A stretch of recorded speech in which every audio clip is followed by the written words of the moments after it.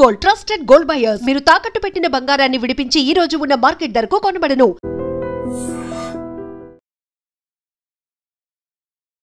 TRP పేరైతే చాలా బలంగా కనిపిస్తుంది.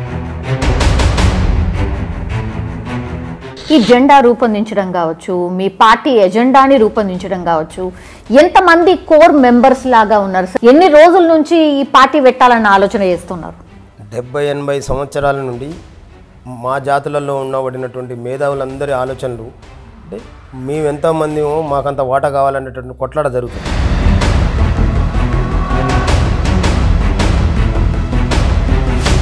పార్టీకి సంబంధించిన వాళ్ళు ఎవరైతే ఉన్నారో వాళ్ళందరూ అబద్ధాలు మాట్లాడతారు. ఇప్పుడు అధికార ప్రతినిధి ఏఐ కాబట్టి సత్యాలు చెప్తుందా, అందుకోసం పెట్టిర్రా అనేది కూడా ఇంకో వాదన. అంటే ఒక మాట చెప్తాం మీకు, తప్పుడు వ్యక్తులు మనం ఎంత గొప్ప విషయాలు చెప్పినా, మనం ఎంత మంచి మాట చెప్పినా వాడు బుర్రలో తప్పు ఆలోచన ఉన్నప్పుడు తప్పుగానే పోతారు. మేము ఏమంటున్నాం అంటే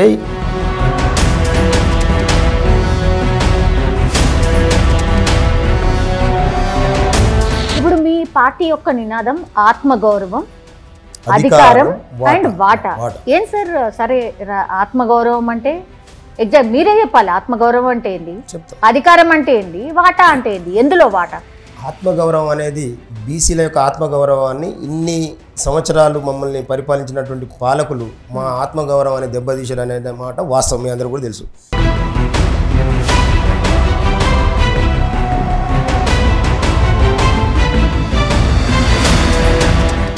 నమస్తే, వెల్కమ్ టు ఐ డ్రీమ్. తెలంగాణలో ఒక కొత్త పార్టీ ఆవిర్భవించింది. దట్టు బీసీ నినాదం, బీసీలకు రాజ్యాధికారం అంటూ తీన్మార్ మల్లన్న అలియాస్ చింతపండు నవీన్ ఆయన అధ్యక్షుడిగా టీఆర్పీ పార్టీ ఆవిర్భవించింది. మొన్న తాజ్ కృష్ణాలో జరిగినటువంటి ఆవిష్కరణ మనందరికీ చూసాం. సో చాలా డౌట్స్ అండ్ చాలా కామెంట్స్ వస్తున్నాయి. ఇప్పుడు బీసీలకు ఏం చేయబోతున్నారు?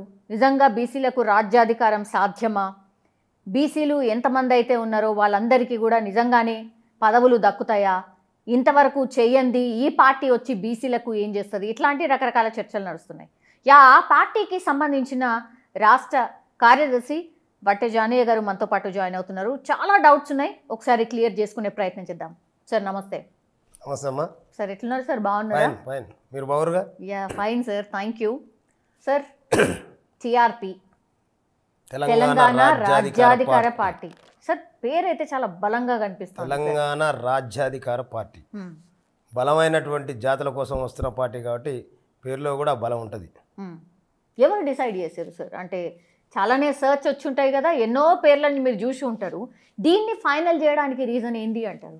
అంటే తెలంగాణ రాష్ట్రంలో మెజార్టీగా ఉండబడినటువంటి ప్రజలకు అనాదిగా 70-80 ఏళ్ళ నుండి అధికారం అనేది అందని ద్రాక్ష మాదిరిగా ఉందనేటటువంటి సందర్భంలో వస్తున్న పార్టీ కాబట్టి మేధావుల ఆలోచనలో నుండి గత 70-80 ఏళ్ళ నుండి ఈ బీసీ వర్గాలకు రాజ్యాధికారాన్ని అందించాలని ఆలోచన చేసినటువంటి ప్రొఫెసర్స్ నుండి అనేక మంది మేధావుల సమూహంతో వచ్చినటువంటి పేరుది కాబట్టి దానికి అంత బలం ఉంటుంది.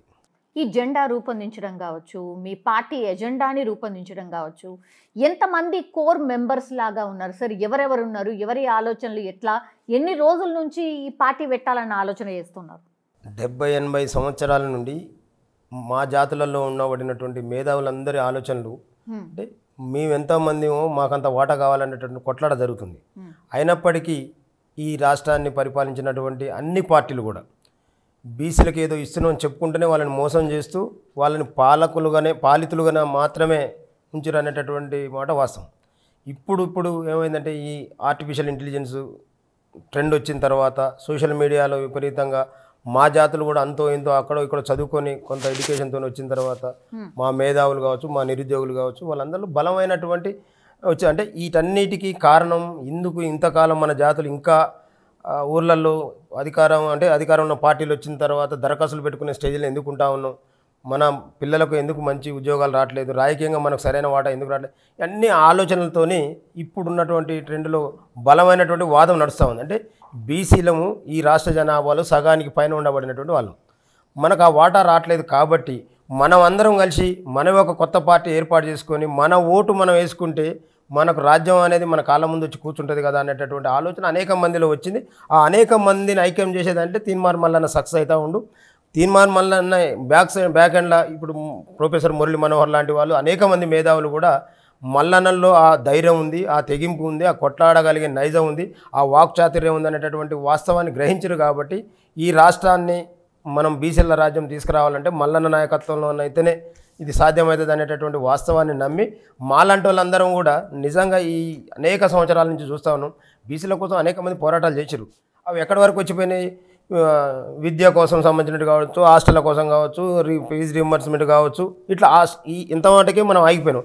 ఆ మేధావులు ఒకళ్ళిద్దరు ఇప్పుడు మా ఆర్కెస్ట్రా లాంటి వాళ్ళు ఇంకొంతమంది ఉంటే వాళ్ళని అధికారం ఉన్నటువంటి పార్టీలు తీసుకుపోయి వాళ్ళకు ఎమ్మెల్సీ చేయటం, రాజ్యసభ చేయటం ఇట్లా పరిమితం చేస్తూ ఉన్నాయి. అంటే ఎవరైతే నాయకుడు ప్రశ్నిస్తాడో ఆ నాయకుని అక్కడనే బ్రేక్ చేస్తుంది. కానీ మళ్ళీ ఏంటంటే మొత్తం ఈ సమాజానికి రాజకీయ వాటా అందించాలనేటటువంటి తెగింపుతో ముందుకు పోతూ ఉండు. కాబట్టి ఆ పేరులో బలం వచ్చింది, ఆ కలర్లో బలం వచ్చింది, ఆ సింబల్లో బలం వచ్చింది. అన్ని రకాలుగా ఇవాళ ప్రజల్లో ఒక మంచి పాజిటివ్ వాతావరణం వస్తుంది. మేము పార్టీని లాంచ్ చేసిన తర్వాత మా అధికార ప్రతినిధి ఏఐ ఆర్టిఫిషియల్ ఇంటెలిజెన్స్ మేము అధికార ప్రతినిధిగా పెట్టుకున్నాం. ఇవాళ వెబ్సైట్ ఓపెన్ చేసిన తర్వాత ఎందుకు మనుషుల మీద నమ్మకం లేకనా? ఎందుకు ఆర్టిఫిషియల్ ఇంటెలిజెన్స్ ని అంటే ఆర్టిఫిషియల్ ఇంటెలిజెన్స్ అనేది అబద్ధాలు చెప్పదు, అబద్ధాలు మాట్లాడదు, అబద్ధాలు ప్రింట్ చేయదు. అంటే మా పార్టీకి సంబంధించినటువంటి ఏ విషయంలో కానీ మా క్యాడర్ కానీ మా నాయకత్వాన్ని కానీ మా కార్యకర్తలకు ఏదైనా డౌట్ వస్తే ఇమీడియట్గా ప్రతినిధిని అప్రోచ్ అవుతారు. అక్కడి నుంచి ఒరిజినల్ సమాచారం పోతుంది. కాబట్టి ఒక నిజాయితీగా వాస్తవాలని ప్రజల్లోకి తీసుకుపోవాలనేటటువంటి ఆలోచనతో మాత్రం ఆ యొక్క ఏఐని మేము అధికార ప్రతినిధిగా పెట్టడం అంటే మనుషుల మీద నమ్మకం లేదని కాదు, ఆ టెక్నాలజీ అదే మీనింగ్ వస్తుంది కదా. టెక్నాలజీ మనుషుల మీద నమ్మకం లేదనే కదా ఇప్పుడు మీరందరూ ఆర్టిఫిషియల్ ఇంటెలిజెన్స్ నమ్ముకోవడం ఏంది అనేది కదా. మీకు అర్థం కాదు ఏంటంటే మీరు నిన్న మొన్న నేపాల్ చూసారు. నేపాల్లో ఇద్దరు వ్యక్తులు ఆ దేశ చరిత్రని మార్చేసారు. అంటే ఈ రోజుల్లో ఆ టెక్నాలజీకి ఉన్నటువంటి గొప్పతనాన్ని టెక్నాలజీ వైపు మా సమాజాన్ని నడిపించాలనేటటువంటి ఆలోచనతోనే అధికార ప్రతినిధిగా మేము అధికార ప్రతినిధిగా డిసైడ్ చేసిన తర్వాత అనేక మంది అనేక రకాల చర్చలు చేస్తారు. అదేంది అని అంటే వాస్తవం ఏంటంటే ఆ టెక్నాలజీ మా ప్రజల్ని దగ్గర చేయడం అనేది మా ఉద్దేశం. ఇవాళ ఏ రాజకీయాలు నడిచినా గతంలో ఏదన్నా పార్టీ లాంచ్ చేయాలన్నా పార్టీని స్టార్ట్ చేసుకోవాలనుకున్నా ఇవన్నీ కూడా ఒక పెద్ద బహిరంగ సభ పెట్టుకొని మాస్గా చేసుకునేది. ఇప్పుడు ఏంటంటే ఈ టెక్నాలజీ ద్వారా పోతున్నాం కాబట్టి క్షణాల్లో ఇప్పుడు ఇక్కడ మన ఇద్దరం మాట్లాడుతున్నాం అంటే ఒక 2-3 నిమిషాల్లో ఇలా అప్లోడ్ చేస్తే కింది వరకు వెళ్ళిపోతుంది. అంటే ఆ టెక్నాలజీకి ఉన్నటువంటి ఇది కాబట్టి దాన్ని ఉపయోగించుకోవాలి. మా సమాజం చాలా పెద్దది, విశాలమైనటువంటిది. ఇవాళ ఎస్సీ, ఎస్టీ, బీసీ, మైనార్టీలను కూడా మేము కలుపుకుంటూ పోతే సుమారు 90-95% మేము ఉంటాం. అంతమందికి రీచ్ కావాలంటే మేము ఖచ్చితంగా టెక్నాలజీ వాడాలి కాబట్టి మా పార్టీలో అంతర్భాగంగా ఆ యొక్క ఏఐని కూడా ఇన్వాల్వ్ చేయడం అనేది దీని అర్థం. ఇంకో డిస్కషన్ ఏమొస్తుందంటే సార్, అంటే పార్టీకి సంబంధించిన వాళ్ళు ఎవరైతే ఉన్నారో వాళ్ళందరూ అబద్ధాలు మాట్లాడతారు. ఇప్పుడు అధికార ప్రతినిధి ఏఐ కాబట్టి సత్యాలు చెప్తుందా, అందుకోసం పెట్టిర్రా అనేది కూడా ఇంకో వాదన. అంటే ఒక మాట చెప్తాం మీకు, తప్పుడు వ్యక్తులు మనం ఎంత గొప్ప విషయాలు చెప్పినా, మనం ఎంత మంచి మాట చెప్పినా వాడి బుర్రలో తప్పు ఆలోచన ఉన్నప్పుడు తప్పుగానే పోతారు. మేము ఏమంటున్నాం అంటే ఈ టెక్నాలజీ వాళ్ళ యొక్క ఉపయోగాలునే మా బీసీ, ఎస్సీ, ఎస్టీ, మైనార్టీ వర్గాలకు తెలియజేయడం అనేది మా లక్ష్యం. ఇందులో మిగతా పార్టీలు ఏదైనా మాట్లాడుకోనండి, మేము టెక్నాలజీని దగ్గర చేయడం వల్ల మా వాళ్ళు ఇంకా అడ్వాన్స్ అవుతారు, అడ్వాన్స్ కావాలనేది మా ఉద్దేశం. ఇంకోటి ఇంతకుముందు ఒక లెటర్ రాయాలంటే మనం మాట్లాడుకోవడానికి పెన్ను పేపర్ తీసుకొని ఒక గంట సేపు ఆలోచన చేసి లెటర్ రాయాలి. ఇవాళ ఆ ఏఐకి చెప్తే క్షణంలో నీకు డ్రాప్ చేసిస్తుంది. అంటే అంత ఫాస్ట్గా టైం సేవ్ అవుతుంటుంది, మైండ్ సేవ్ అవుతుంది, మన రిస్క్ సేవ్, ఎన్ని ఉపయోగాలు ఉన్నాయనే దాన్ని మా సమాజానికి తెలియజేయడం అనేది మిగతా వాళ్ళకి ఆ టెక్నాలజీ వాడుకోవడం రాదు కాబట్టి దాని గురించి తెలియదు కాబట్టి వాళ్ళు ఎవరు కూడా దాన్ని ఇన్వాల్వ్ కాలేదు. మేము ఇవాళ టెక్నాలజీని అంతా దానికి ఉన్నటువంటి గొప్పతనాన్ని మేము తెలుసుకోగలిగినాం కాబట్టి ఇవాళ దాన్ని మా ప్రజలకు తెలియజేస్తానికి ముందుకు పోతుంటాం. సార్ మీకు కూడా తెలుసు ఏఐ టెక్నాలజీ చాలామంది ఉద్యోగాల్ని హరిస్తుంది, ఉద్యోగాల్ని తీసేస్తుంది, దానివల్ల ఉద్యోగాలు పోతున్నాయి అంటుంటే మీరేంది సార్ రాజకీయ పార్టీలో ఏఐని అధికార ప్రతినిధి చేయడం ఏంది, అసలు కొత్తగా లేదు? అంటే మా యాంగిల్లో లాభాలు ఉన్నాయి, ఆ యాంగిల్లో పోయినప్పుడు నష్టాలు ఉండొచ్చు. మేము దాని గురించి మేము మా ఆఫీస్ బ్యారర్గానో ఇక్కడ ఆఫీసుల రిసెప్షన్ పోస్టుల్లో పెట్టుకుంటలేము. మాకు జస్ట్ ఐడియాలజీ కోసం మేము వాడుకుంటున్నాం దాన్ని, అంతేగాని మేము వాడుకునే టెక్నాలజీకి అక్కడ ఉద్యోగులు పోయేదానికి మాకు సంబంధం లేనటువంటి విషయం కాబట్టి దాని గురించి ఇక్కడ చర్చ కూడా అవసరం లేదు. యా సార్, జెండా అట్లాగే జెండా మీద ఉన్నటువంటి ఆ సింబల్స్ ఏంటి, అంటే ఎగ్జాక్ట్ మీనింగ్ ఏంటి, ఎవరి కోసం ఇదంతా సింబలైజ్ చేసిండ్రు? అంటే ఇవాళ మెజారిటీ ప్రజలు బీసీ వర్గాలలో ఉన్నటువంటి వాళ్ళు ఏముంటుందంటే వ్యవసాయ ఆధారితమైనటువంటి వృత్తిలో ఉండేవాళ్ళు, వ్యవసాయ కూలీల ఆధారంగా బతికేటటువంటి వాళ్ళు, కార్మికులు, కర్షకులు మాత్రమే మా జాతరలో మెజారిటీ ఉంటారు.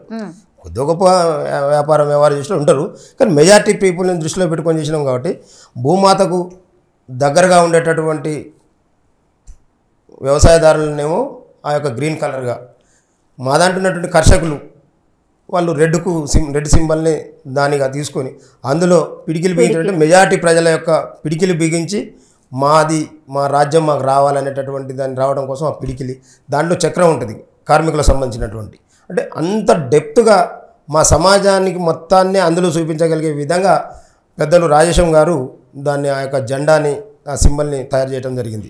మా జాతి బిడ్డ. ఇప్పుడు మీ పార్టీ యొక్క నినాదం ఆత్మగౌరవం, అధికారం అండ్ వాటా. ఏం సార్, సరే ఆత్మగౌరవం అంటే ఎగ్జాక్ట్ మీరే చెప్పాలి. ఆత్మగౌరవం అంటే ఏంది, అధికారం అంటే ఏంది, వాటా అంటే ఏంది, ఎందులో వాటా? అంటే ఆత్మగౌరవం అనేది బీసీల యొక్క ఆత్మగౌరవాన్ని ఇన్ని సంవత్సరాలు మమ్మల్ని పరిపాలించినటువంటి పాలకులు మా ఆత్మగౌరవాన్ని దెబ్బతీశారు అనేది మాట వాస్తవం, మీ అందరూ కూడా తెలుసు. ఇవాళ మేము ఉండాల్సిన ప్లేస్లో తక్కువ జనాభా కలిగినటువంటి వాళ్ళు మా యొక్క వాటాని వాళ్ళు అనుభవిస్తూ ఉన్నారు, అక్కడ మా ఆత్మగౌరవాన్ని దెబ్బతీశారు. అధికారం, మెజార్టీ ప్రజలమైనటువంటి మేము అధికారానికి దూరంగా ఉన్నాం కాబట్టి మాకు అధికారం కావాలనేది మా నినాదం.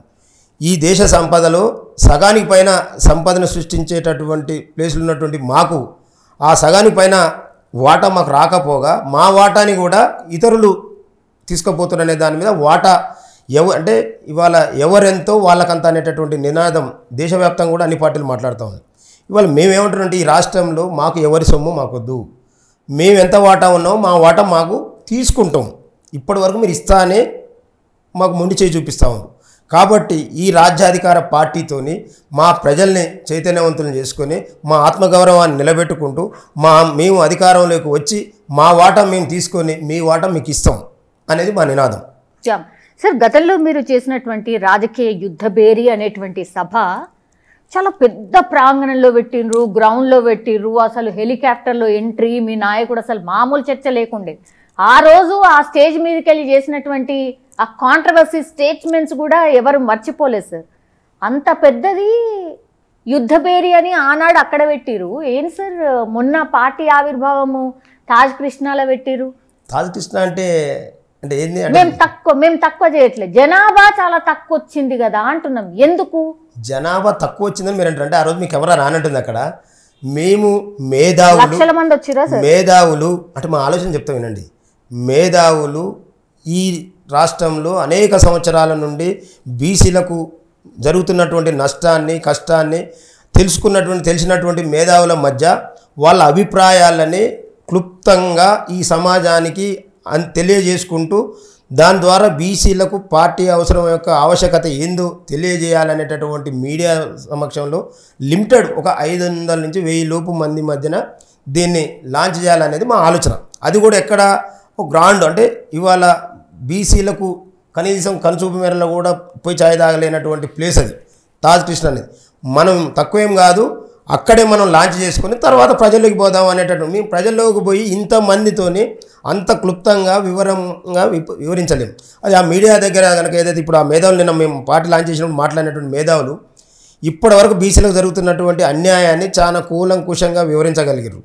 తద్వారా ఇప్పుడు మీ బీసీ సమాజానికి ఒక మెసేజ్ చేశారు, ఇప్పుడున్న పరిస్థితుల్లో ఖచ్చితంగా మనకు ఒక పార్టీ కావాలి, ఆ పార్టీని దానికి సరైన నాయకుడు తీన్మార్ మల్లన్న, ఆ మల్లన్నతోనే మన రాజ్యం సిద్ధిస్తుంది అనేటటువంటి వాస్తవాన్ని ఆ యొక్క ప్రజలకు తెలియజేయడం కోసం, ఒక గ్రాండ్గా ఉండటం కోసం తాజ్ కృష్ణ అనే దాన్ని ఎంచుకున్నాం. తప్పితే మా సమాజం మా ప్రజలు వస్తే అక్కడ సరిపోరు.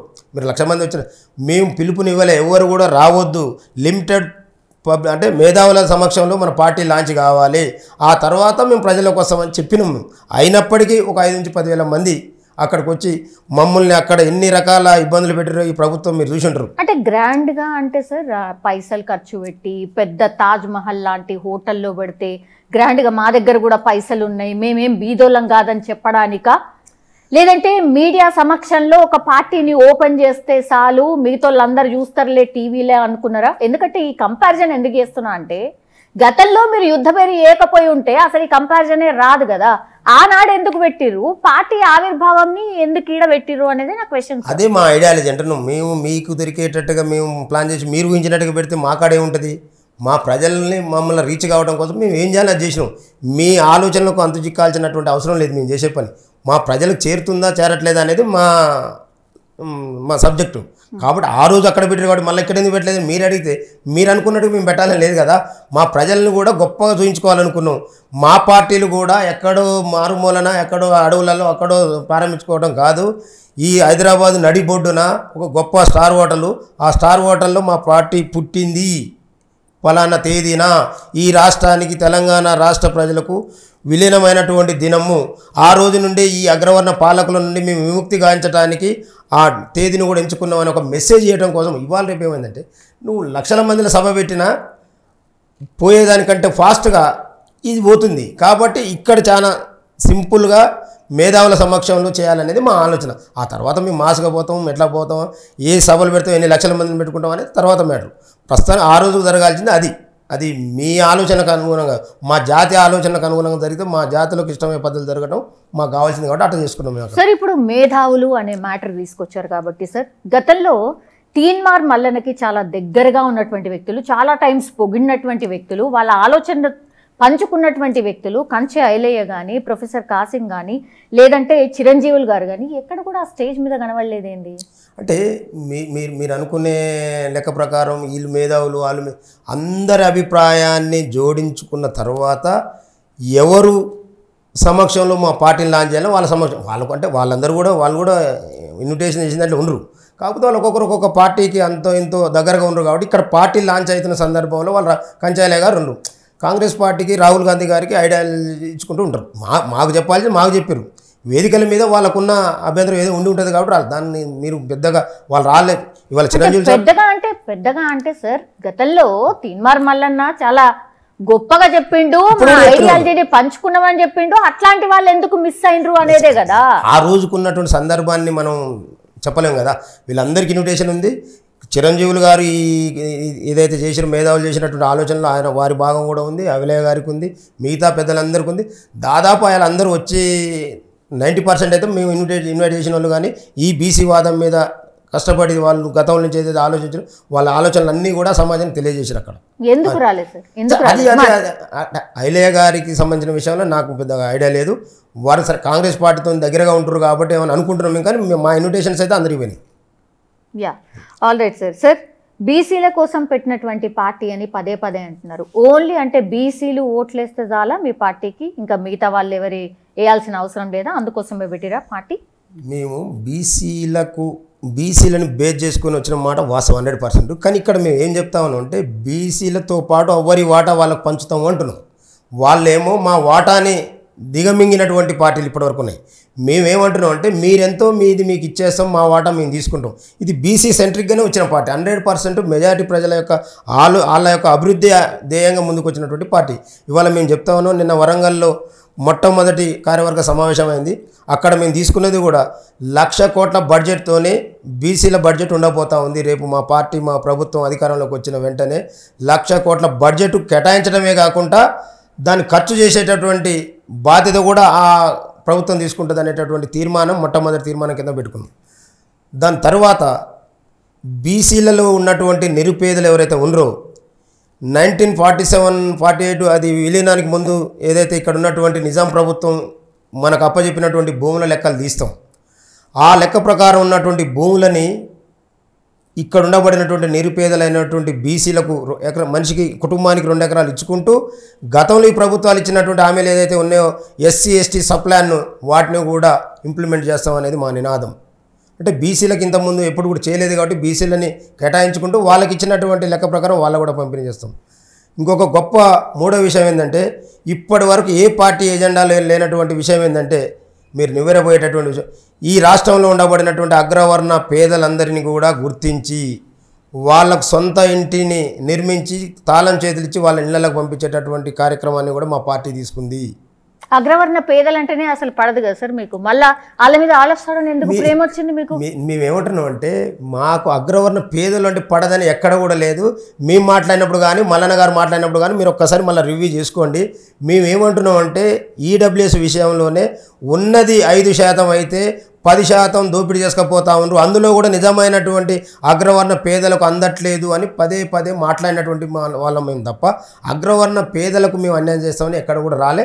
మీరు ఎక్కడన్నా పొరపాటున వినుంటే మళ్ళీ ఎక్కడన్నా ఎవిడెన్స్ ఉంటే చూపించండి, నేను మాట్లాడుతూ సమాధానం చెప్తాను. అసలు అగ్రవర్ణాలకు సంబంధించిన ఓట్లేయద్దు, వాళ్ళ ఓట్లేయద్దు, మాది మేము ఓట్లు వేసుకుంటాము అని మీరే 100% కదా. మేము ఫక్తు రాజకీయ పార్టీ మాకు అందరు కావాలి అంటున్నారు. 2 వర్షన్లు ఎట్లా చెప్తారు మీరు? 2 వర్షన్లు లేదు.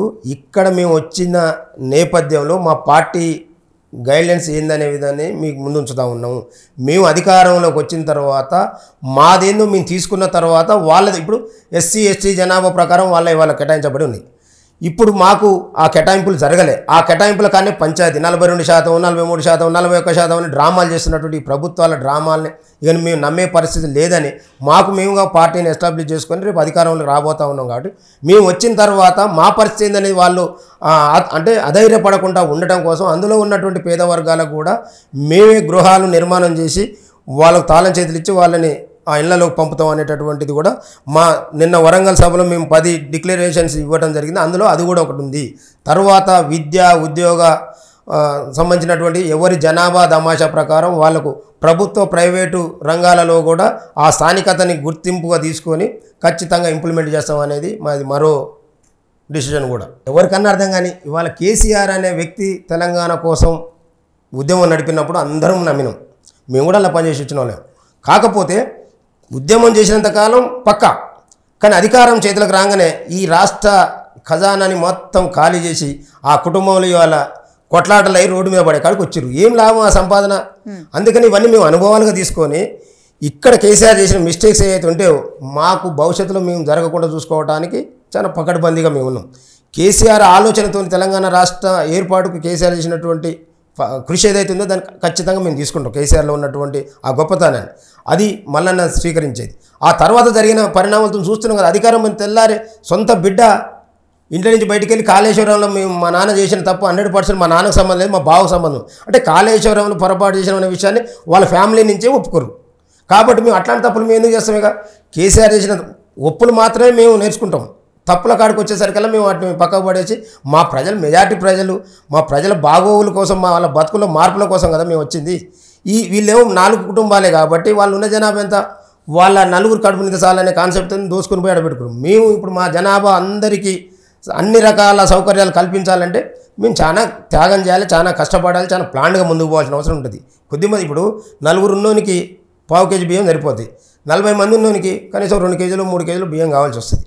కాబట్టి ఆయనకు తక్కువ శాతం ఉండబడినటువంటి జనాభా ఎక్కువ శాతం ఉండబడినటువంటి ప్రజలందరూ ఓట్లేయగానే ఆయన కుటుంబాన్ని కడుపు నింపుకునే ప్రయత్నంలో ఆయన.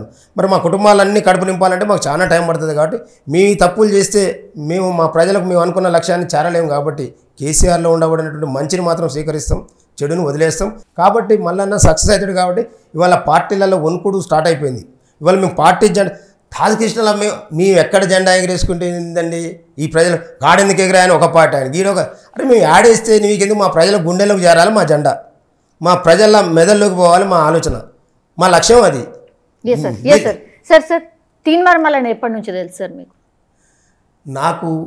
నేను కష్టాలలో ఉన్న రోజు ఒక బీసీ బిడ్డగా ఏ సంవత్సరం 2023 ఎన్నికలకు ముందు ఈ రాష్ట్రంలో ఉండబడిన టీఆర్ఎస్ ప్రభుత్వాన్ని ఎదిరించి ఈ ప్రభుత్వం మళ్ళీ అధికారంలోకి వస్తే ఇక్కడ ఉండబడినట్టు మెజారిటీ ప్రజలకు అన్యాయం జరుగుతుంది, భవిష్యత్తులో వీళ్ళ గొంతులు నలివేస్తుంది అనేటటువంటి వాస్తవాన్ని తెలుసుకొని నేను ఆ రోజు ఆ పార్టీలో జిల్లా స్థాయి నాయకుడిని, ఒక చైర్మన్ని నేను విభేదించి బయటికి వెళ్ళి వచ్చిన మరుక్షణం నుంచి ఆ పార్టీ నా మీద అనేక రకాల కుట్రలు చేసి 100 కేసులు పెట్టి నన్ను ల్యాండ్ గ్రాబర్ అని ఇంకోటని తప్పుడు కేసులు పెట్టి వెంటాడి నన్ను శోధించి తీసుకొచ్చి బంధించి కథం చేయాలని కుట్రలు పొందుతున్న సందర్భంలో ఈ రాష్ట్రంలో ఉన్నటువంటి అనేక యూట్యూబ్ మీడియాలను కొనేసి నాకు ఎక్కడ కూడా సపోర్ట్ దొరకకుండా ఉన్నటువంటి సందర్భంలో నేను తెలియదు, నా పేరు తెలియదు, కానీ ఎక్కడో తెలుసుకొని ఒక బీసీ బిడ్డని అంటే అధికారానికి ఉండి నేను మీ అంట ఉండనని అన్న మరుక్షణం ఇన్ని కేసులు పెడుతున్నాడు.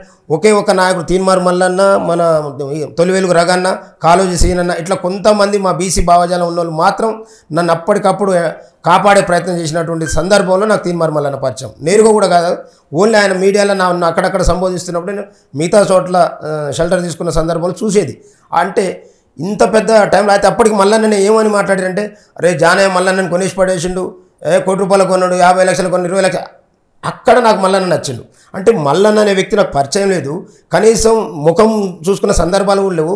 కానీ ఆ రోజు నన్ను, నా భార్య, నా కుటుంబం అందరూ బయట వెళ్ళిపోయిన రోజు ఎవరో చెప్తే మల్లన్న కాడిపోతే మీకు సాయం చేస్తానంటే మా భార్య మా బాబు పోయినప్పుడు వాళ్ళని మాట్లాడి వాళ్ళకి ధైర్యం చెప్పి పంపించిన తర్వాత ఎప్పటికప్పుడు నన్ను, అంటే నాకు జరుగుతున్నటువంటి కుట్రల్ని మాత్రం ఎప్పటికప్పుడు ఆయన ఛానల్ ద్వారా తెలియజేయగలిగిండు. దాంతో కొంత నేను సేవ్ కాగలిగిన. అంటే నన్ను, అంటే నాకు తెలియకుండా ఏమంటారు, మల్లన్నకు ₹1,00,00,000 ఇచ్చిన జానే మల్లన్న కొన్నాడు, రగన్నను కొన్నాడు, సీనన్నను కొన్నాడు. అసలు రగన్న తెలియదు నాకు, హైదరాబాదే అంతంత మాత్రం తెలుసు. రగన్న తెలియదు, ఈయన తెలియదు, మల్లన్న తెలియదు.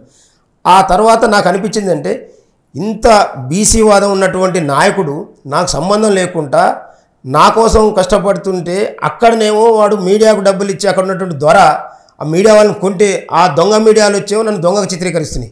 నాకు సంబంధం లేకుండానే ఈ మీడియా నుంచి జానయ్య అంటాడు ఒక బీసీ బిడ్డ కాబట్టి ఇట్లా చేస్తున్నాడని కాపాడే ప్రయత్నం జరుగుతాం. అంటే నిజమైన బీసీ వాదం ఉన్నటువంటి నాయకుడు తీన్మార్ మల్లన్న అని అప్పటి వరకు నేను ఆర్ఎస్ ప్రవీణ్ కుమార్ గారితో బీఎస్పీతో పోయి పోటీ చేసినటువంటి వ్యక్తిని. ఆర్ఎస్పీ ప్రవీణ్ కుమార్ గారు తర్వాత సరే వారి సొంత ఆలోచన మేరకు ఆయన టీఆర్ఎస్లో పోయింది. కానీ నేను ఏ అగ్రవర్ణాల పార్టీలోకి వెళ్ళొద్దని డిసైడ్ చేసుకొని కూర్చున్నా. అప్పటికి మల్లన్న ఎమ్మెల్సీగా కంటెస్ట్ చేసిండు, ఎమ్మెల్సీ గెలిచిండు, కాంగ్రెస్ పార్టీలో ఉండు. నేను మాత్రం న్యూట్రల్గానే ఉండి నేను నా వ్యాపారం చేసుకుంటూ ఉన్నాను. తర్వాత మల్లన్న బీసీల కోసం కొట్లాడుతున్న సందర్భంలో నేను మల్లన్నకి యాడ్ అయినా. ఆ తర్వాత మల్లన్న కూడా కాంగ్రెస్ నుంచి బహిష్కరించబడ్డాడు. కాబట్టి మీ ఇద్దరం ఒకటైనా, మా ఇద్దరి ఆలోచనలు, మా ఇద్దరి వ్యక్తిత్వం కలిసినాయి. కాబట్టి ఇప్పుడు కూడా కొంతమంది అంటారు మల్లన్న గురించి అవతలోడు నాకు ఎంత ఎక్కువగా తప్పుడుగా చెప్తుంటే మల్లన్న మీద నాకు అంత ఎక్కువగా ప్రేమగా ముందుకు రాగలిగాను ఇప్పుడు ఈ మధ్యకాలంలో. ఎందుకంటే అసలు వాస్తవం ఏదైనా ఉంటే నాకు తెలవాలి. నిన్ను రేపు మీ కూడా సౌమ్య గారికి ఏదో ఇచ్చినట్టు నువ్వుకి ఇంటర్వ్యూ చేస్తుందని అంటారు. కానీ సౌమ్య గారి కాడికి వచ్చినప్పుడు ఛాయ్ నేనే తాగి, నేను తాగిపోయినప్పుడు నాకు ఏముంటుంది, అరే పాప మీద ఎందుకు ఇట్లా తప్పుడు ఆరోపణలు చేస్తున్నారనే దాంతో మీ మీద ఇంకా నాకు ఎక్కువ గౌరవం పెరుగుతుంది. అట్లా నాకు మల్లన్నకు ఒకటే. ఇంకోటి ఏంటంటే మల్లన్న టీఆర్ఎస్ పార్టీ 10 ఏళ్ళ అధికారంలో ఉన్న నాటి నుండి కూడా కేసీఆర్కి భయపడకుండా, ఆయన నాకంటే ముందు ఆయన మీద 100 కేసులేని, ఆ తర్వాత కాంగ్రెస్లకు పోకుండా పార్టీ పెడదాం అనుకున్న సందర్భంలో మళ్ళీ కాంగ్రెస్ ఇది 2 వేడైతే నేను పార్టీ పెట్టడం మళ్ళీ కేసీఆర్ అధికారంలోకి వస్తే ఈ ప్రజలకు నష్టం జరుగుతుంది ఆలోచించి కాంగ్రెస్లోకి వచ్చి. అంటే ప్రతి చోట కూడా చాలా ప్లాన్డ్గా, చాలా ఆలోచనగా ఆయన మూమెంట్, ఆయన అడుగులు వేసుకుంటూ వచ్చాడు. ఈ పిచ్చి జనం, ఈ దొంగలు ఏదైతే ఉండరు అగ్రవర్ణాల మల్లన్నతోని మేము ఈ ప్రభుత్వాలకు దూరం అయిపోతాం, రాజ్యానికి దూరం అయిపోతాం, మా బతుకులు ఆగమైపోతాయి, మా పని అయిపోతుంది తెలిసినటువంటి దుర్మార్గులు కొంతమంది మాట్లాడేటటువంటి తప్పుడు మాటలు తప్పితే మల్లన్న లాంటి నికారస్ అయినటువంటి ఇప్పటి వరకు కూడా మీటింగ్ పెడితే జాయిన్ పెట్టిండు, ఎల్ఐ పెట్టిండు. ఏ ఉన్నా లేకున్నా ఉన్న దాంట్లోనే ఉన్నోళ్ళని కలుపుకొని పోయి ఉద్యమం చేస్తున్నటువంటి గొప్ప నాయకుడు. బీసీలకు మల్లన్న దేవుడిచ్చినటువంటి వరం అమ్మ. నేను ఇప్పుడు చెప్తున్నా, మళ్ళీ ఏ రోజు అని చెప్తా, మల్లన్నకు నాకు ఏది ఎంత దూరం పోయినా ఈ విషయాలల్లో నేను ఎప్పుడు కూడా ఇదే మాట మీద నిలబడి ఉంటాను. అంటే అంత గొప్పగా నేను చూసిన అతన్ని, కాబట్టి ఇంత బ్రాండ్గా నేను ఆయనతో కలిసి వెళ్ళిపోతా ఉన్నా. 2 ఏళ్ళే సార్, అంటే మీరు చెప్పిన దాని ప్రకారం 2023 అంటే 2025 ఉన్నాం. 2 ఏళ్ళు అనుకుందాం సార్. 2 ఏళ్ళు అనుకుందాం సార్, అంతే కదా? మీరు చెప్పిన మెతుకు చాలు, కాలేదో చెప్పండి. Okay sir, okay sir. 2 ఏళ్ళు ఎందుకు అవసరం? 2 రోజులు చాలు సార్. 2016లో ఆయన ఎంట్రీ ఇచ్చినప్పుడు, 2016లో మీకు తెలుసు ఆయనకంటూ ఒక సొంత ఛానల్ పెట్టుకున్నప్పుడు ₹10 ఛాయ్ పైసలు నాకు వెయ్యండి బస్ అన్నటువంటి వాళ్ళు ఈరోజు ఒక పార్టీ పెట్టే అంత స్థాయికి ఎట్లా పోయినరు? ఒకటి, ఆయన చేసిన బిజినెస్ లేనిది, ఆయన చేసింది ఏంటిది అసలు? అంటే కళ్ళ ముందటే ఒక ఛానల్ పెట్టుకొని ఇంతగానో సంపాదించచ్చు అంటే మరి ఇక నేను కూడా ఛానల్ పెట్టుకుంటా సార్. నేను కూడా ఛానల్ పెట్టుకుంటా, నేను కూడా సంపాదించగలుగుతా. నాలాంటి జర్నలిస్టులు చాలా మంది ఉన్నారు. మొత్తం మాట్లాడక చెప్తా. Yes sir. 8 ఏళ్లల్లా ఇంత రిచ్ గా ఎట్లా అయిండు మల్లన్న అనేది అతిపెద్ద క్వశ్చన్ సార్, అందరికి ఉన్నట్టు. దానికి సమాధానం కావాలి, అంతే కదా? అంతే కదా సార్. మల్లన్న ఎక్కడైనా అధికారంలోకి వచ్చిండా? రాలే కదా. మల్లన్న సొంత పని చేసుకుంటవచ్చు. ఇవాళ 2001కి ముందు కారు బయటికి వెళ్ళాలంటే డీజిల్ పైసలకు పక్కోళ్ళ మీద ఆధారపడ్డటువంటి చరిత్ర ఈ టీఆర్ఎస్ పార్టీకి సంబంధించిన వాళ్ళది. నెంబర్ 1 పాయింట్ మీకు కూడా వర్తిస్తుంది. వినండి, చెప్తున్నామమ్మా, మాకెక్కడి నుంచి వచ్చిందో మీకెక్కడి నుంచి వచ్చిందో వివరిస్తున్నా అంటున్నా. మీరు కూడా గతంలో బీఆర్ఎస్ ఉంటే మీకు కూడా వర్తిస్తుంది మరి అది. ఈనమ్మా అరే బీఆర్ఎస్లా ఏ క్యాడర్ వరకు వచ్చి దోసుకోగలిగారు, ఏ క్యాడర్ దోసుకుంటూ ఏ క్యాడర్కి కడుపు నిండలేదు అనేది కూడా తెలిసే సమాజానికి. మీరు అన్నంత మాత్రం నేను బీఆర్ఎస్ ఉంటే దోపిల్లి నేను భాగస్వామి అయినట్టేనా? ఆ భాగస్వామ్యం ఎక్కడి వరకు పోయిందని చెప్తా. నేను ఏమంటున్నానంటే ఇవాళ కేసీఆర్ కేటీఆర్ ఇవాళ కవిత కూడా చెప్పింది కదా, పెళ్లి చేస్తాను ఖర్చులు కూడా ఇబ్బంది పడ్డాం అన్నటువంటి వాళ్ళ మాటలు మీకు కనపడతా ఉన్నాయి. ఇవాళ వాళ్ళ సంపాదన దుబాయ్లా అబుదాబీలా ఇంకానో స్విస్ బ్యాంకులలో పోయిన వాళ్ళ గురించి ఏమో మీకు కానరాదు. మల్లన్న ఏం తప్పు చేసిండు అడుక్కుండు కదా, దొంగతనం చేయలే కదా. చాయ్ పైసల మందం ఇవ్వండి అని అడుక్కుండు. నేను చెప్తున్నా నేను కూడా మేము దోపిడీ 10 రూపాయలు ఇస్తే 10 రూపాయలు వస్తే పార్టీ పెట్టేంత ఎదుగుతారా? Is my straight question sir. అదే ఆ గొప్పతనమే మల్లన్న అని చెప్తున్నా. దోపిడి దొంగతనాలు లేకుండా ఇవాళ ఆయన బ్యాక్గ్రౌండ్లో ఎవరైనా ప్రభుత్వం నుండి ప్రభుత్వ సంపాదనని ఖాళీ చేసుకుని వచ్చి ఆయన చేతిలో పెడితే పార్టీ నడపట్లే మాదిరి. కానీ దానికి మీరేం క్రియేట్ చేస్తారు? పార్టీ పెట్టే స్థాయి అంటే బీసీలు పార్టీ పెడితే బీసీ వాడు 1000 కోట్లు దొంగతనం చేసినట్టున్నా దోపిడీ చేసినట్టున్నా చూపియాలి. కానీ మీ పార్టీ పెట్టడం గిట్టకపోవడంతో పైసలు అడుక్కున్నోడు పార్టీ పెడతాడు అనేది ఇక్కడ ఇవాళ ఈ రాష్ట్రంలో ఈ దేశంలో అనేక మంది బిల్ గేట్స్ లాంటి వాళ్ళు పెద్ద పెద్దోళ్ళు కూడా ఆదాని అంబానీలు కూడా ఇక్కడి నుంచి జీరో నుంచి పోయినోళ్ళే. వాళ్ళ వ్యవహారాలు ఎక్కడి నుంచి వచ్చినాయనే దానికి అనేక రకాల సమాధానాలు చెప్తారు మీకు ఉన్నాయి. ఇవాళ మల్లన్నది కూడా అందులో భాగమే. ఎక్కడి నుంచి వచ్చినాయి వస్తాయి. ఎవడో ఒకడు ఉంటాడు, నీలాంటి వాడే ఉంటాడు. నీకు మా ఉద్యమం మీద ప్రేమ పుడితే నేను సాయం చేస్తా భయ అంటావు. మేము పార్టీ పెట్టి మా ఉద్యమాన్ని మేము కొనసాగించడం తప్పవుతుందా? మా అక్కడ 1000 కోట్లు ఏడ చూసిన 1000 కోట్లు వస్తాయి. ఎట్నుంచి వస్తాయంటే వస్తాయి. ఎట్నే ఒక్కడి నుంచి కడుపు రగిలిన తర్వాత 70-80 ఏళ్ళు అరిగోస తీస్తున్నటువంటి వాస్తవాలు గమనించినటువంటి మా జాతులలో కూడా ఎంతోమంది మేధావులు, ఎంతోమంది ఇవాళ వ్యాపారవేత్తలు ఏం చేసుకుంటాడు? ఈ దునియాల జీవితం ఒకటేసారి మళ్ళీ ఉందా అంటే దానికి సమాధానం లేదు. కాబట్టి ఏదో ఒకటి సాధించిపోవాలనేటటువంటి కసి ఉన్నోడు ఎవడైనా ఇవాళ నేను సంపాదించుకున్నదంటే నా పిల్లల పోగా ఇంకేమున్నా ఈ పార్టీ కోసం ఖర్చు పెడతాను నేను డిసైడ్ అవుతా ఉన్నా. అట్లా నాలాంటి వాళ్ళు 100 మంది మల్లన్న వెనక తోడారు. మల్లన్న అక్కడ వాయిస్ ఉంది. ఇవాళ ఈ ప్రజలకు నడుతున్నటువంటి అన్యాయం మీద అవగాహన ఉంది. దాన్ని వివరించగలుగుతా ఉంది కాబట్టి అందుకేనా సార్ మల్లన్న వెనకాల ఉన్నటువంటి 8 నుంచి 10 మంది టీం ఎవరైతే ఉండేనో వాళ్ళు అసలు ఎవరు కనబడతలేరు. ఆల్ ఆఫ్ సడన్ మీ అందరూ వచ్చిండ్రు. అందుకేనా ఏ టైంలో ఎవరు ఉండాలో పైసలు ఇస్తేనే ఇక్కడ మీడియాలో వీళ్ళిద్దరు నాకు పక్కన ఎటువైపు ఇక్కడ వీళ్ళు అవసరం కాబట్టి వీళ్ళు అక్కడ వాళ్ళ అవసరం కూడా ఎక్కడ ఎవరు అవసరం ఉన్నప్పుడు అక్కడ వాళ్ళు వస్తుంటారు పోతుంటారు. నీకు ఆయన లేడు ఈయన కావాల్సినప్పుడు ఆయన లేడు ఆయన కావాల్సిన ఏం ప్రశ్నలు ఇవి కావు కదా. మా అవసరాలకు అనుగుణంగా ఎవరితో ఏ అవసరం ఉందో దాన్ని తీసుకొని ముందుకు పోతూ ఉంటాం. ఇవాళ రాజకీయ వేదిక వచ్చింది కాబట్టి ఇవాళ నాలాంటి వాళ్ళు వచ్చి ఉంటారు. మీడియా పరంగా వచ్చినప్పుడు వాళ్ళు ఉంటారు, సందర్భాన్ని బట్టి ఉంటారు. కానీ తీన్మార్ మల్లన్న ఎదగడానికి కారణం ఎవరైతే ఉన్నారో ఈ 8-10 మంది ఎక్కడ కనిపిస్తలేరు. అవసరం లేదు. ఇంక ఇప్పుడు ఏముంది వాళ్ళతో కనపడా వాళ్ళ పని వాళ్ళు చేసుకుంటారు. ఈయన ఏం చేయాలో అది చేసి ఆడు తీసుకురావాలి అటు తీసుకొచ్చారు. ఈయన పని ఈయన గొప్ప చెప్పారు, ఈయన పని ఈయన చేసుకుంటూ పోతాడు. ఇంకా వాళ్ళతోనే గడిపితే ఎట్లా? మాకు అనేక రకాల అంశాలు ఉన్నాయి కదా ఈ రాజ్యంలో ఈ రాష్ట్రంలో. మా జాతులకు కావాల్సినటువంటి నిర్మాణం చేసుకునేదంటే ఒక్కొక్క స్టెప్లో ఒక్కొక్క మెట్టెక్కకుండా పోవాల్సిన సందర్భం. ఆ సందర్భంలో వాళ్ళ సహకారం అవసరం వాళ్ళతో ఉంటారు. ఎక్కాలంటే ఇంకొకళ్ళని తొక్కాల్సిందే అంతే కదా సార్. మీరు తొక్కడు అనుకుంటారా? మేము సపోర్ట్ తీసుకున్నాం అనుకుంటాం. మీరు తొక్కడు అనుకుంటే అనుకోండి. మాకు మీరు ఏమనుకుంటారు అనే దానికి మాకు అవసరం. మా ప్రజలకు ఏం కావాలో మేము చెప్పుకుంటాం, మా ప్రజలకు ఏం కావాలో మేము చేసుకుంటాం అంతవరకే. కానీ నువ్వు తొక్కుతా అనుకుంటే ఇప్పుడు మెట్టు మేము అంటున్నాం తొక్కుడు అని మీరు అంటారు. మీరు ఏదైనా అనాల్సిందే. ఇంకోటి ఏంటంటే మీరు అంతా ఆడలే కదా, ఖచ్చితంగా మమ్మల్ని భరించలేరు. ఎట్లా అంటే రాజ్యం పోతుంది అని మరుక్షణం ఎంత భయం స్టార్ట్ అయింది ప్రజలలో ఇక్కడ. అంటే ఈ రాష్ట్రంలో ఉన్నటువంటి అగ్రవర్ణ పాలకులు కావచ్చు, వాళ్ళకి సంబంధించినటువంటి వర్గాలలో కావచ్చు, మేము చూస్తున్నాం ఆ హెరిటేషన్ అంతా కూడా. భయం అంటున్నారు మీరు, మీడియానే ఫోకస్డ్గా మేము అంత పెద్ద దాంట్లో పెట్టినామని మీరు అంటున్నారు సార్. మీరు ఎప్పుడైనా వీడియోస్ కానీ ఇప్పుడు ఈ 2 రోజుల నుంచి కానీ కింద కామెంట్స్ చూసారా? చాలా అంటే చాలా అరుదుగా మీకు పాజిటివ్గా కామెంట్స్ వస్తున్నాయి, మిగతా అన్నీ కూడా నెగిటివ్. మల్లన్న దోపిడీదారు, బ్లాక్ మెయిలర్ ఇట్లాంటివి ఎందుకు వినాల్సి వస్తుంది? ఎప్పటి నుంచో వినాల్సి వస్తుంది. ఇది కొత్తగా కాదు, మీకు కూడా తెలుసు. ఎందుకు వినాల్సి వస్తుంది? ఇంకా ఎందుకు వినాల్సి వస్తుంది? మీకోసమే కదా పోరాటం చేస్తారు. కాశీ చెట్టుకే కదా రాతి దెబ్బలు. ఈ రాష్ట్రంలో అగ్రవర్ణాలకు అంటే చివరి ఎన్నికలు, చివరి వాళ్ళ అధికారం అనేది డిసైడ్ చేసి ముందుకు పోతున్నటువంటి నాయకుడు తీన్మార్ మల్లన్న. ఈ రాళ్ళని ఎవరు ఇసురుతారు అనుకుంటావు? మా బీసీ వర్గాలు ఇసురుతాయి. ఏదైతే ఈ 70-80 ఏళ్ళ నుంచి బడి ఈ రాష్ట్ర ఖజానాని పందికొక్కుల మాదిరిగా మెక్కుతున్నటువంటి తప్పుడు వ్యక్తులు మాట్లాడేటటువంటి తప్పుడు మాటలు, తప్పుడు రాతలు, ఘాటిని మేము అసలు లెక్కలకే తీసుకోం కదా. మా జాతులకి ఏం కావాలి? ఇవాళ ఎవరికైతే భయం జ్వరపడ్డదో మన ఇద్దరం మాట్లాడుకుందాం. తీన్మార్ మల్లన్న ఎక్కడ దోపిడీ చేసాడు? ఎప్పుడన్నా నువ్వు అధికారంలో ఉంచి ఒక ఏడాది నువ్వు ఉండరా, ఇగో ఈ బడ్జెట్ నీకు కేటాయిస్తున్నా, దీన్ని ప్రజలకు పంచాలన్నప్పుడు అన్న ఏమైనా దోపిడీ చేసి చెప్పు నాకు. లేదు ఇంకో ఏదైనా వ్యవస్థ మీరు ఒప్ప చెప్తే ఆ వ్యవస్థ నుంచి గుంజుకుంటే చెప్పండి ఆధారాలతో. ఈ ఆధారం లేని పిచ్చి కుక్కలు మాట్లాడేటటువంటి మాటలకు మేము సమాధానం చెప్పము, మేము అసలు ఆ కామెంట్లు కూడా చూడము. మాకు కావాల్సింది మేము ఏం కావాలో అది మాట్లాడుకుంటూ పోతాం. వీళ్ళు ఆ కామెంట్లు పెట్టేటటువంటి వాళ్ళందరూ కూడా పిచ్చి కుక్కలతో సమానము. మా జాతులు పెట్టవు, అంటే మా జాతుల్ని 70-80 ఏళ్ళ నుంచి పీల్చి బరిజనగల మాదిరిగా పీల్చుక తింటున్నటువంటి దుర్మార్గపు నా కొడుకులు మాట్లాడేటటువంటి తప్పుడు కూతలు. కాబట్టి వాటి గురించి మీరు చూడాల్సిన అవసరం లేదు.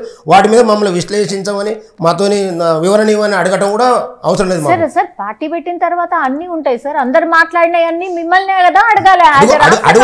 అడగొచ్చు కానీ దానికి నేను ఏం చెప్తానంటే, మేము ఎప్పుడు కూడా నెగిటివ్ని దరిదాపులో కూడా రానేము. మేము పాజిటివ్ థింక్తోనే పాజిటివ్ ఆలోచనతో మేము ముందుకు పోతా ఉన్నాం. మల్లన్నని ఎంత బలంగా తిడితే మల్లన్న అంత బలంగా పనిచేస్తుంది అనేటటువంటి మెసేజ్ మాకు వస్తుంది. అంటే మల్లన్నని తిట్టేటటువంటి వాళ్ళ సంఖ్య పెరుగుతుంటే ఎస్ గుడ్, మల్లన్న పని పకడ్బందీగా జరుగుతూనే ఉంది. ఆ జాతులకు అధికారాన్ని దూరం చేసే పనులు ఉండనేది ఇగో ఈ కామెంట్లతోనే మాకు అర్థమవుతుంది అనేటటువంటి దాన్ని మేము తీసుకుంటాం. ఓకే, వాళ్ళు కామెంట్ చేయలేదనుకో ఇంకో మాకంటే మల్లన్న పని ఏదో స్లో అవుతుంది, మల్లన్న ఏదో మళ్ళీ అలర్ట్గా లేదు, కొంచెం స్లోగా ఉన్నట్టుందని అని మేమేమంటుంటే ఈ రాష్ట్రంలో అనేక మంది బీసీలు పార్టీలు పెట్టారు. ఏ ఒక్క నాయకుడిని కూడా కామెంట్ చేయాలి ఈ అగ్రవర్ణాలు. కానీ మల్లన్న వచ్చిన తర్వాత ఒకడు మీరు అన్నట్టు ఒకడు బ్లాక్ మెయిల్ అన్నాడు, ఒకడు బోకర్, ఒక చీటర్ అని. అరే నిన్ను ఎక్కడ బ్లాక్ మెయిల్ చేసిండు, నిన్ను ఎక్కడ చీట్ చేసిండు, ఆధారాలు తీసుకొని మా ముందరకు వస్తే మేమే పరిష్కారం చేస్తాం కదా. అనేక సందర్భాల్లో మీడియాలో కూడా మళ్ళీ అన్నాను. అంటే ఇవన్నీ ఏంటి అంటే ఓర్వలేనప్పుడు అనేక మంది అనేక రకాల కామెంట్ చేస్తుంటారు. కామన్ అది, వాళ్ళు కామెంట్ చేయాలి. ఎందుకంటే వాళ్ళకి బాధ అవుతుంది. ఇన్నాళ్ళు సీట్ల మీద కూర్చొని పుక్కడికి మా ఓట్లు వేసుకొని అధికారంలో ఉండి విలాసవంతమైనటువంటి ఒక్కొక్కడు 3-4 లక్షల జీతాలు, ఆ పెద్ద పెద్ద బంగ్లాలు, కార్లు, అసిస్టెంట్లు ఇవన్నీ పెట్టుకుని ఒకేసారి ఇటు దూరం అవుతారు అన్నప్పుడు ఇంకా ఇదేందండి, దాడులు కూడా చేస్తారు కదా. ఆ విజువల్స్ అన్నీ కూడా ఉన్నాయి కదా. దాంట్లో కూడా ఇంత పెద్ద డ్రామాలు చేస్తే మా సమాజం పిచ్చోళ్ళు అనుకుంటారే. ఇప్పటి వరకు మమ్మల్ని అమాయకులుగా పిచ్చోళ్ళుగా చిత్రీకరించినటువంటి ఈ దుర్మార్గులకు ఇవే మాకు రేపు అధికారాన్ని తీసుకొచ్చి ఇచ్చేయి. ఇవాళ మీరు అనుకుంటారు కేసీఆర్ అధికారం రాగానే నేను పెద్ద మనగాన్ని అనుకున్నంటే తీసి పక్కకి వచ్చారు. కాబట్టి మల్లన్నను కూడా అందుకే అడుగుతున్నారు, ఎందుకు ఇంకా ఎమ్మెల్సీ పదవి అవసరమా? కాంగ్రెస్ పార్టీ సస్పెండ్ చేసేది కదా, పడేయచ్చు కదా, వాళ్ళకి రిజైన్ లెటర్ ఇచ్చేయచ్చు కదా అని చాలా మంది మాట్లాడుతున్నారు. ఎందుకని రిజైన్ చేయట్లేదు అనేది కూడా ఒక క్వశ్చన్. అవునవును, నేను ఎందుకు వాళ్ళ జాయి లేకుండా వాళ్ళు ఓట్లు వేస్తాయండి ఎమ్మెల్సీ తీర్మానం వల్ల, లేకుంటే చేయి గుర్తు మీద అయిందా? మా ప్రజలు కదా వేసింది. ఇవాళ మల్లన్నకు అది ఉంది కాబట్టి శాసన మండలిలో ఈ 70-80 ఏళ్ళ నుండి ఎవరు ఒకసారి రివీల్ చేయి దాన్ని రిటర్న్ తీసుకొచ్చి చూపిస్తాను నేను. మల్లన్న ఏం మాట్లాడిండు ఈ బీసీ సమాజం జరుగుతున్నటువంటి అన్యాయం మీద మొత్తం ఈవెన్ చరిత్రలో ఫస్ట్ టైం ఒక మనగాడు అంత సుస్పష్టంగా జరుగుతున్నటువంటి అన్యాయాల మీద గలమెత్తి వాళ్ళ మండలి నుంచి ఈ సమాజానికి మెసేజ్ పంపిండు. అంటే ఆయనతో కూడా పీకేసి అవతలపోతే ఇక మా మండలిలో ఎవడు మాట్లాడకుండా అయితే అది రికార్డు కాకుండా ఉంటుంది అనేది ఈ దొంగలు చేసే కుట్రలు. మేమెందుకు రాజీనామా చేస్తాము? మా ప్రజలు ఎన్నుకుర్రు, మీ గుర్తు కాదు పార్టీ మీద.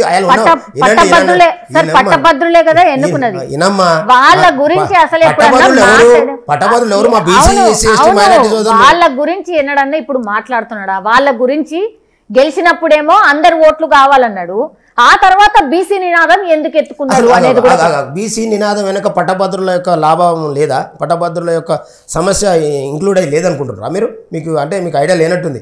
మేము బీసీ వాదం అనే ముసుగు ఒక్క బీసీ అంటే ఏదో అనుకుంటున్నాం. దాంట్లో విద్యార్థులు, ఉద్యోగులు, కార్మికులు, కర్షకులు అందరికి నిరుద్యోగులు అందరికి సంబంధించినటువంటి సబ్జెక్టు బీసీ వాదం అంటేనే. మేము ఏమంటున్నాం? ఈడబ్ల్యూఎస్ అన్నాం. అంటే ఏంది అది? ఇది కాదా మమ్మల్ని దోపిడీ చేసేది కాదా? ఈడబ్ల్యూఎస్కి వ్యతిరేకంగా మేము కావాలంటున్నాం అంటే నిరుద్యోగులు రావట్లేరా? మా బీసీలకు రాజ్యం వస్తే ఇవాళ మేము అంటున్నాం అమ్మ 1,00,000 కోట్ల బడ్జెట్ పెడతాం అంటున్నాం. ఆ 1,00,000 కోట్ల బడ్జెట్ని ఎవరికి పంచుతాం? మా నిరుద్యోగులకు ఉద్యోగాలు ఇచ్చేదంటే కలుపుతాము. మా దగ్గర ఉన్న వాళ్ళకు కావాల్సిన పెన్షన్లు ఇచ్చే వాళ్ళకి పోతాయి, మా రైతులకు పోవాల్సిన ఇవన్నీ అటు నుంచి పోయేదే కదా. అంటే దీని అన్నిటికీ పరిష్కార మార్గం బీసీలకు రాజ్యాధికారం. నువ్వు ఇండివిజువల్గా మీ నిరుద్యోగుల గురించి మాట్లాడతలేరనే మాట ఎక్కడ? అవును సార్, ఇప్పుడు జరుగుతున్నాయి ఏమి మీకు కనిపిస్తలేవా? చాలా మంది పాపం ఉద్యోగాల కోసము జాబ్ క్యాలెండర్ లేదు అనేసి, అట్లాగే అశోక్ సారు ఇప్పుడు గ్రూప్ 1 ఉద్యోగుల కోసం ఇదంతా చేస్తుంటే ఒక్కసారి కూడా ఒక్క నిమిషం కూడా దొరకలేదా మల్లన్నకు వెళ్ళి పరామర్శించేది? ఆయన కూడా బీసీ బిడ్డనే కదా అని మాట్లాడుతున్నారు. సౌమ్య గారు, నేను ఒక్క మాట చెప్తా ఉన్నా, మీరు మాకు జరిగినటువంటి అన్యాయం, మాకున్నటువంటి అనుభవం ముందర మీరు ఏ ఏ రకమైనటువంటి డైరెక్షన్స్ అంటే ఇండైరెక్ట్లో ఏం మాట్లాడినా మీరు తట్టుకోలేరు. మేము ఏమంటున్నాం అంటే తాహెత్ మహిమా దీనన్నిటికీ పరిష్కారం ఒకటే, బీసీలకు రాజ్యాధికారము.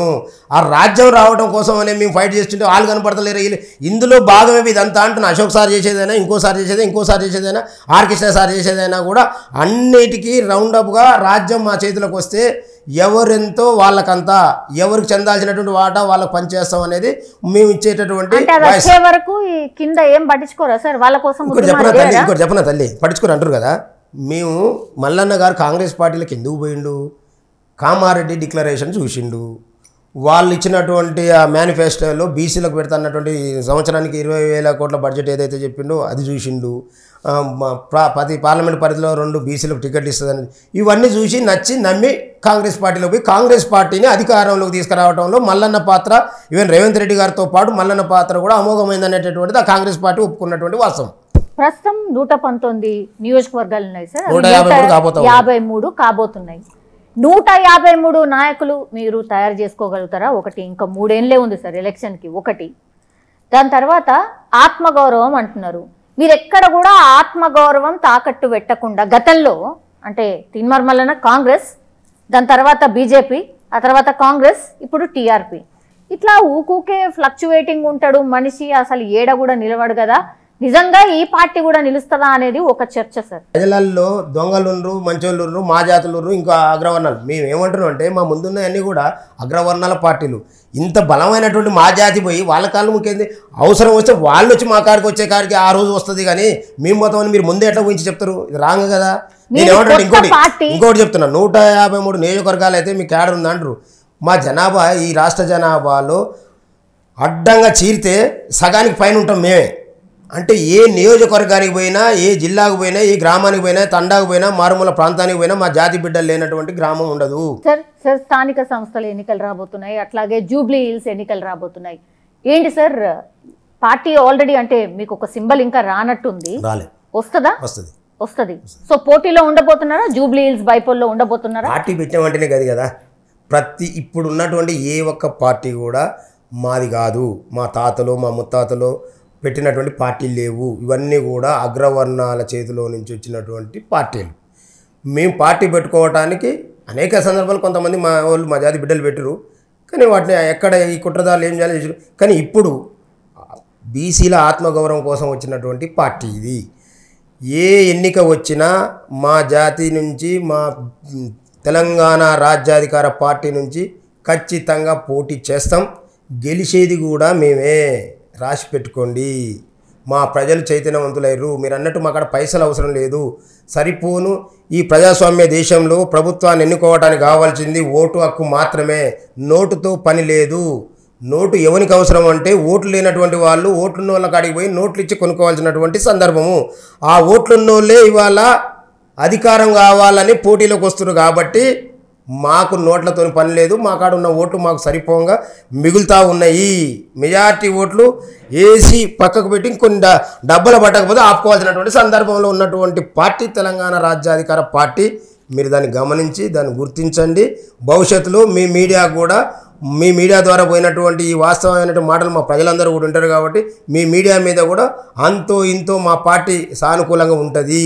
మమ్మల్ని ఎంతసేపటికి అగ్రవర్ణాల దగ్గర ఏదో చేసినట్టుగా, వాళ్ళకంటే మేము తక్కువైనట్టుగా, వాళ్ళకంటే మేము వెనకబడ్డట్టుగా మమ్మల్ని చూపించకండి. ఎవరు వచ్చినా, ఎన్ని అడ్డంకులు వచ్చినా అంతిమంగా ఈ రాష్ట్రానికి దిక్సూచి బీసీ సమాజానికి ఒక గొప్ప విజన్తోనే ముందుకు పోతున్నటువంటి నాయకుడు. ఖచ్చితంగా ఈ బీసీల బతుకుల్లో మార్పులు తీసుకొచ్చేది ఆయన నాయకత్వంలోనే 100% జరుగుతుంది తల్లి. Yes sir. Thank you sir. Thank you Vatajanayya గారు. Thank you so much. ధన్యవాదాలమ్మా. And don't forget to subscribe to iDream. And for more videos, please subscribe to iDream. Please subscribe to iDream. Please subscribe iDream. And please subscribe to iDream. For more videos, subscribe to iDream. please like, share and subscribe to the channel. Congratulations, iDream. Subscribe to iDream. Subscribe to iDream. So subscribe to iDream Media. iDream team andarki huge congratulations. Please subscribe iDream Media. Please subscribe to iDream. Subscribe iDream. Please subscribe to iDream. I dream అంటే నా కళల ఛానల్ను subscribe చేసుకున్న నోరు తిరుగుతలేదు. మీరైతే గంట గుర్తు కొట్టండి. For more such videos, please subscribe to iDream. Subscribe to iDream. Please subscribe to iDream. Please subscribe iDream Media. Please do subscribe to iDream. Please subscribe to iDream Media. For best entertainment and information, please subscribe iDream.